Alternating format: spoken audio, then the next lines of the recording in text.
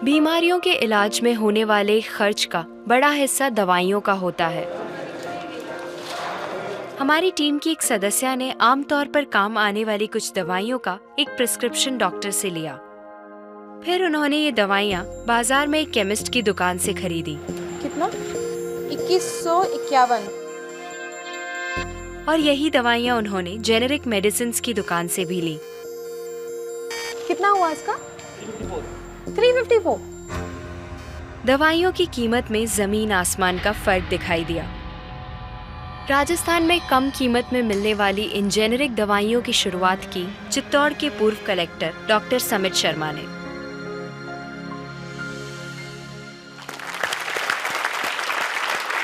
Doctor समित, मुझे बताइए कि ये कैसा मुमकिन है कि हमारी जो कॉरेस्पॉन्डेंट थी वो वही दवाइयाँ उन्होंने 2000 कीमत में उनको मिली एक दुकान में, और जो जेनरिक मेडिसिन है उस दुकान में जब गई तो उनको कम में मिली, 300 में मिली। ये कैसे मुमकिन है? ठीक इसी समय प्रतिक्षण प्रतिपल एक ट्रेजेडी हमारे चारों ओर घट रही है। अर्थक्वेक की या कोई सुनामी की बात करें, उसमें जितने लोगों की जानें एक दिन में जाती हैं, उससे ज़्यादा जानें प्रतिदिन इस ट्रेजेडी की वजह से जाती है। वो क्या ट्रेजेडी है? वो ट्रेजेडी ये है साहब कि जो दवाइयों की जो वास्तविक कीमत है वो तो बहुत ही कम है, पर जो दवाइयाँ हम जब बाजार से खरीद के लाते हैं तो हमें वो 5 गुना, 10 गुना, 20 गुना, कई बार तो 50 गुना से भी ज़्यादा दामों पे हम उसको खरीदते हैं। जैसे हम भारत में अगर देखें कि 40 करोड़ से ज़्यादा लोग ऐसे हैं जो अपने लिए 2 वक्त की रोटी नहीं जुटा पाते, तो क्या वो उस दवा को खरीद सकते हैं? बहुत सारे लोगों को इस वजह से दवाई नहीं मिल रही। यस, WHO कहता है कि स्वतंत्रता के 65 वर्ष पश्चात आज भी 65% of the Indian population lacks regular access to essential medicine. जो मेन दवाई हैं, जो आवश्यक दवाइयां हैं, वो उन तक नहीं पहुंच पाती रकम की वजह से।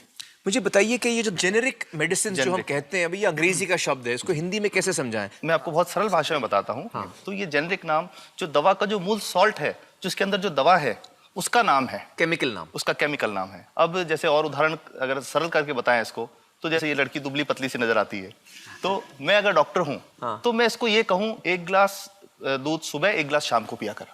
पर चिकित्सा के व्यवसाय में दुर्भाग्य से हमारे देश में ऐसा नहीं हो रहा। हम ये नहीं कहते कि आप भैंस का दूध लेके आइए, हम कहते हैं कि वो रामू की भैंस का दूध लेके आना।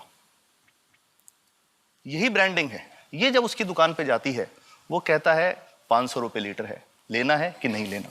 तो जो 30 रुपए की चीज़ है वो 500 रुपये में मिलती है। तो अगर मैं डायबिटीज़ की दवा ले रहा हूँ और अगर मैं ब्रांडेड दवा लेता हूँ तो मुझे कितने की पड़ेगी? जैसे एक 117 रुपये में भी है, 117 रुपये में मिलती है। और अगर वही चीज़ हम उसके जेनेरिक मेडिसिन के नाम से लें तो वो कितने की बनती है? वो मात्र 1 रुपये 95 पैसे में 10 गोली मिलती है।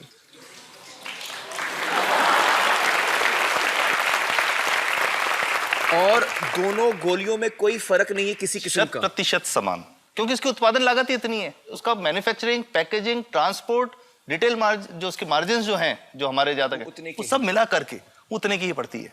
कुछ कैंसर के मैं आपको उदाहरण दूंगा, उसमें एक ही दवा जो ब्लड कैंसर के काम में आती है, बाजार में 1.25 लाख रुपए का एक पैकेट मिलता है। 1.25 लाख का एक पैकेट जो 1 महीने चलता है। और जेनरिक में वही दवा जेनरिक में अलग अलग कंपनीज जो बनाती हैं, एक 10,200 में बेचती है, एक 8,800 में बेचती है और एक 6,500 में बेचती है। मतलब ये आपका ये कहना है कि आपके ये प्रयास से इतने कम में राजस्थान में पब्लिक को, आवाम को ये दवाएं पहुंचा रहे हैं आप इस वक्त? जी, क्या बात है।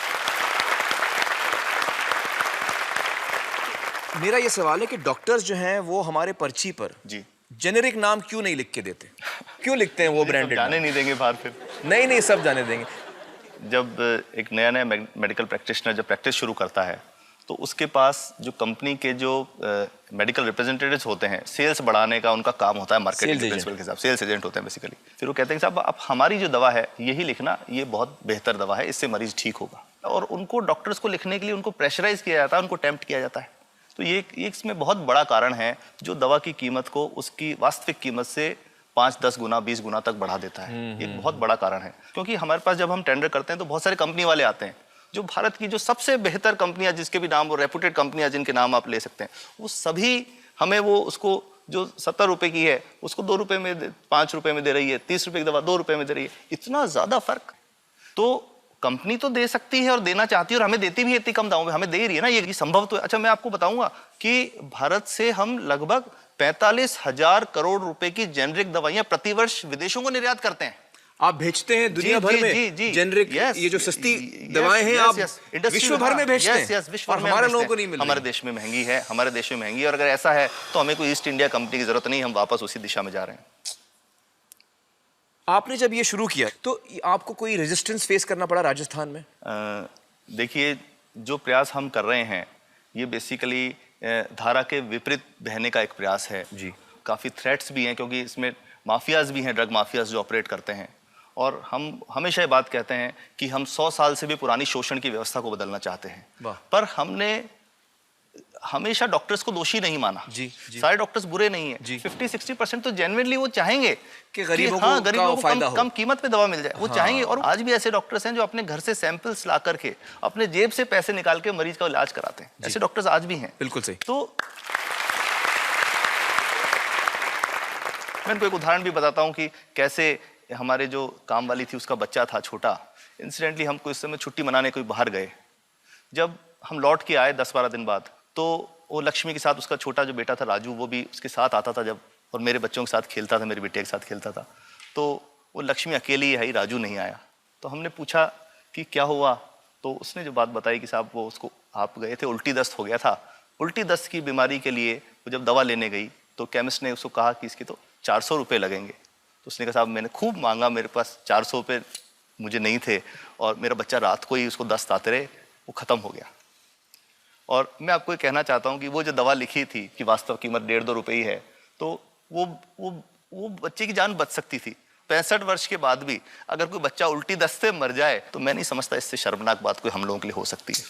और सबसे बड़ी बात कि इसे आसानी से बदला जा सकता है। हमें सबको एक समन्वित, एक संगठित प्रयास करने की जरूरत है। ये तो कुछ भी नहीं है, कोई नई फैक्ट्री खोलनी नहीं, कोई नई दवा नहीं बनानी, ये सब जो गलत चल रहा है इसको रोकना ही तो है।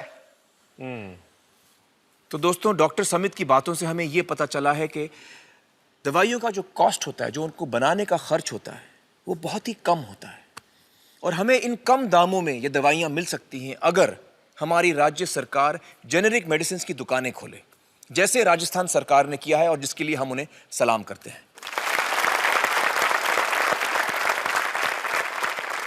एक बात और, अगर आप एक एनजीओ हैं और आप जेनेरिक मेडिसिन की दुकान खोलना चाहते हैं तो department of chemicals and fertilisers आपको 50,000 रुपए की ग्रांट भी देता है। डॉक्टर समित, आपने बहुत ही बेहतरीन काम किया है और इस बहुत ही अहम मुद्दे पर रोशनी डालकर हमारी आंखें खोल दी हैं, और हमारी दुआ यह है कि जो काम आपने राजस्थान में शुरू किया है वो हर राज्य में फैले, देश के कोने कोने में फैले। बहुत बहुत शुक्रिया हमारे साथ बातचीत करने का doctor Samit, thank you so much.